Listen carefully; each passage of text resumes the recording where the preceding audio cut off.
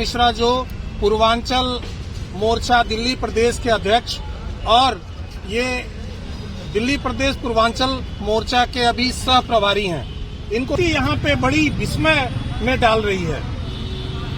यहाँ पर अभी मेरे साथ अपने कार्यकर्ता हैं और हम सब लोग यहाँ पर, क्योंकि 30 हज़ारी कोर्ट में, तो आप समझ सकते हैं कोर्ट में आने का जो विषय होता है कि कोर्ट में अदालत के अंदर जो केस चल रहा है उस केस के नियमित हम लोग यहाँ पर आए। अच्छा भाई साहब, तो ये केस चलते हुए ये क्या केस है और कितने दिन इस केस को चलते हुए? लगभग 4 वर्ष हो गए हैं। एक छठी मैया का कार्यक्रम था पूर्वांचलीय छठ मैया भक्तों के द्वारा, तो उसमें एक प्रचंड प्रदर्शन केजरीवाल जी के निवास पर हुआ था। उस प्रदर्शन को लेकर ये केस है और उसके विषय में ही हम सब लोग यहाँ पर उपस्थित हुए हैं। विषय क्या है? विषय क्यों ऐसा हुआ था? क्या है? क्योंकि केजरीवाल जी ने तुगलिया फरमान जारी किया था, केजरीवाल सरकार ने, कि छठ पूजा पर प्रतिबंध लगा दिया था। प्रतिबंध लगाया था कि कोई भी, ये 12 अक्टूबर 2021 को क्या हुआ था और ऐसा क्या हुआ कि केजरीवाल साहब ने 4 घंटे में उस केस को, अपने जो प्रतिबंध लगाए थे उसको वापस भी लिया था? थोड़ा बताएं। ये पूर्वांचलीय और छठी मैया के भक्त द्वारा प्रदर्शन किया गया था और इतना प्रचंड प्रदर्शन था कि जिसमें उनको 4 घंटे में अपना तुगलिया फरमान वापस लेना पड़ा और छठ पे से प्रतिबंध हटाना पड़ा। और सभी छठ भक्तों ने बड़ी धूमधाम से अपने पार्कों में, अपने जो भी खुले स्थानों पर छठ के पर्व को मनाया था। ये पूर्वांचलियों की बहुत बड़ी जीत हुई थी उस दिन और ये इतिहास में याद किया जाएगा कि केजरीवाल अगर किसी के आगे झुकी थी तो वो छठ व्रतियों के आगे, छठ मैया के भक्तों के आगे और पूर्वांचलियों के आगे झुकी थी। अभी हम बुनियाद है पूर्वांचल मोर्चे को फंसाने के लिए ये केस जो है दर्ज कराया गया है और इसमें कोई भी एविडेंस नहीं है।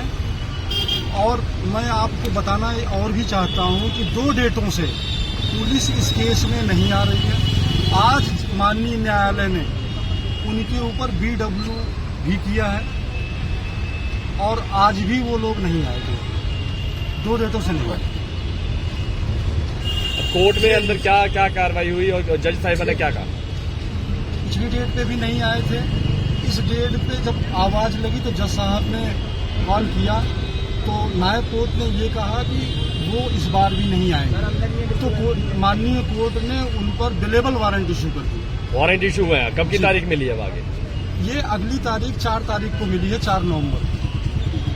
अगर कोई जिस तरीके से मामला चल रहा है, जब आरोप लगाने वाले सामने नहीं आ रहे, तो क्या लगता है कि कैसे आगे? अब मैंने पहले भी आपको कह दिया कि ये केस बेबुनियाद है। पूर्वांचल मोर्चे को कुछ लोगों को फंसाने के लिए केस दर्ज किया गया।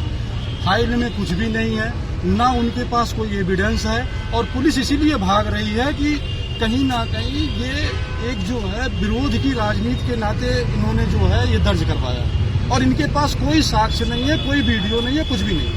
ये बड़ी भरमाई हुई FIR हुई है। एक तरफ जो पुलिस कहती है, जो प्रोसिक्यूशन कहता है कि ये वायलेशन था प्रोहिबिटरी ऑर्डर 1897 का प्रोविजन एक्ट था कि जब कोई भी एपेडेमिक एक्ट आता है, एपेडेमिक्स आती है, तो उसमें जो पुलिस अपना वो लेती है, एक तरह से स्टेप्स लेती है कि पब्लिक ज़्यादा भीड़ न हो।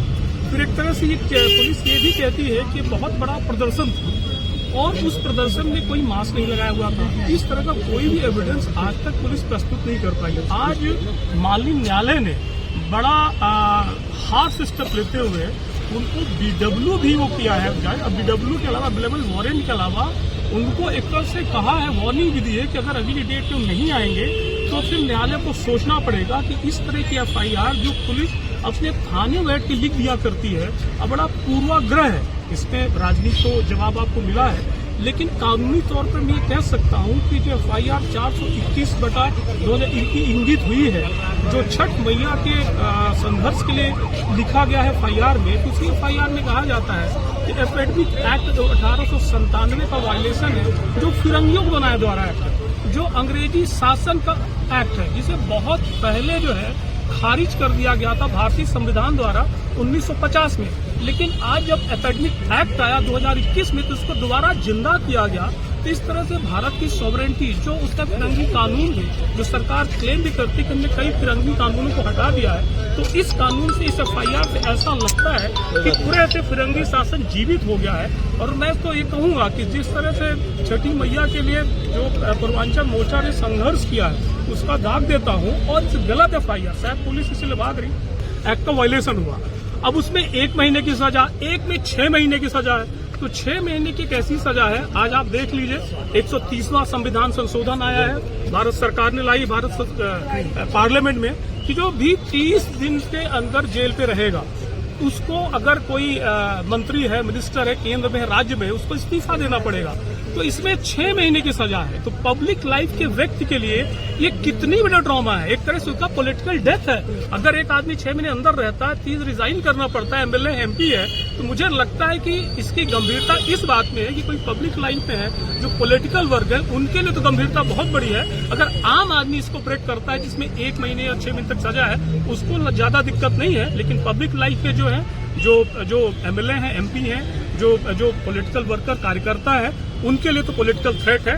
और जानते हैं political threat, political death is a political threat. अगर किसी राजनीतिक को भी हत्या करनी है तो 6 महीने की सजा बहुत बड़ी मानी जाती है। लेकिन ये बताइए, आपको मुख्य आरोपी क्यों बनाया गया इसमें, और इस पे आप क्या कहेंगे? ये केजरीवाल सरकार है, मनगढ़ंत तरीके से अपनी चालों को चलना उसकी प्रवृत्ति रही है, उसी का ये एक हिस्सा है।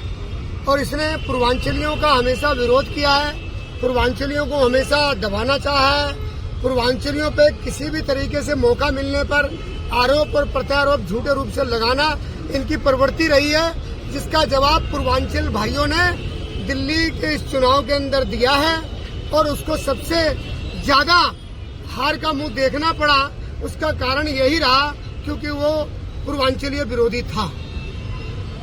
और मैं इतना कहना चाहूंगा कि आरोप लगाना या करना या करवाना जो सरकार में होते हैं, उनका हथकंडा किस तरह से अपनाया था, ये केजरीवाल जी से बढ़िया कोई नहीं जानता था। उन्होंने उसी का उपयोग किया है। लेकिन मैं इतना ही कहूंगा कि मेरे लिए गर्व और सौभाग्य का विषय है कि छठ मैया के उस प्रतिबंध और जो तुकलिया फरमान उन्हें हटाना पड़ा, उसके आरोप में मुझे अदालत में आना पड़ा। और अदालत में आके जो भी प्रक्रिया संविधान की है उसको मैं फेस कर रहा हूँ। और जो संविधान का निर्णय होगा वो मेरे सर माथे पर होगा। और मैं इसमें जिस भी प्रकार से भी आरोपी मुझे बनाया गया, मैं छठ मैया के जितना भी माँ का जय जयकार करूँ उतना कम है, क्योंकि मैया की ऐसे आरोप पर मैं अपने आप को धन्य मानता हूँ। और छठी मैया की जय, छठी मैया की जय, पूर्वांचल जिंदाबाद, पूर्वांचल जिंदाबाद। पूर्वांचलीय सब भाइयों की आस्था का विषय है, हिंदू धर्म का भी पूरे देश का बहुत बड़ा पर्व है छठ। और उसी विषय में हम सब लोग यहाँ पर आए हैं, लगभग 4 सालों से लगातार आ भी रहे हैं।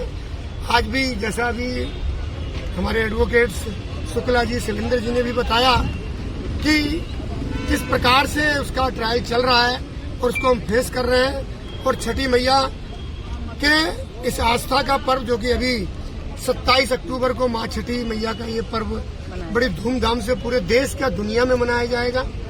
और हम उसके अंदर उस विषय के लिए यहाँ पर आए हैं, ये हमारे लिए सौभाग्य है। इतना ही कहूँगा, छठी मैया की जय।